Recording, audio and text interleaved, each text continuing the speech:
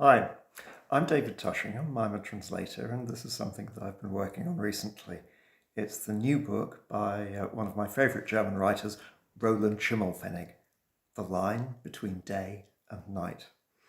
It's set in Berlin, and it's driven by the relentless energy of that city. And the action is seen through the eyes of Tommy, who is a man who has lost his long-term relationship. He has just lost his job as a detective, and he's likely to lose a great deal more than that because he knows he's going to be sent to prison. In the short amount of time that he has to try to come to terms with what he's done, he finds a body, or rather, the body finds him. The line between day and night. She was floating in a white wedding dress on the green water of the canal. The young woman was floating on her back, and there were roses in her hair. She was looking into the sky. It was a cold spring day, yet the whole city was dancing. May Day. Berlin. Techno. 2 helicopters were circling above Görlitzer Park, but they were flying too close together. What if they touched each other? What if they fell out of the sky onto the crowd of dancers? Maybe there weren't 2 helicopters up there circling above us. Maybe there was just one. It was possible I was seeing double because I had been awake for over 24 hours.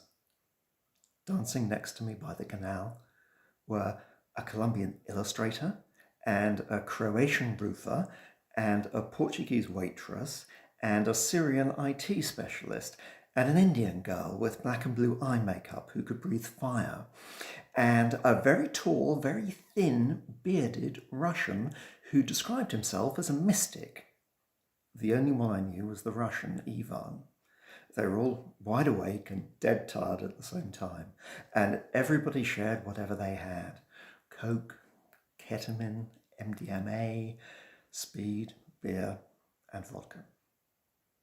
The sun was a silver disc, and I wondered how that could be. It was as if the moon had blundered into the daylight by mistake. I saw the young woman in her wedding dress floating on the water, and I thought, everything's right. And yet, everything's wrong. A mirror ball was spinning in one of the trees. In the past, it had been me up there in the helicopter in the sky above the city, above the park, above the canal. And I know what you can see from up there. Everything and nothing. You can see nothing but a mass of people by the edge of the canal, moving in broad daylight to electronic music. But you can't hear the music up in the helicopter because the sound of the engine's too loud. The young woman in the wedding dress was floating down the canal on her back and looking into the sky.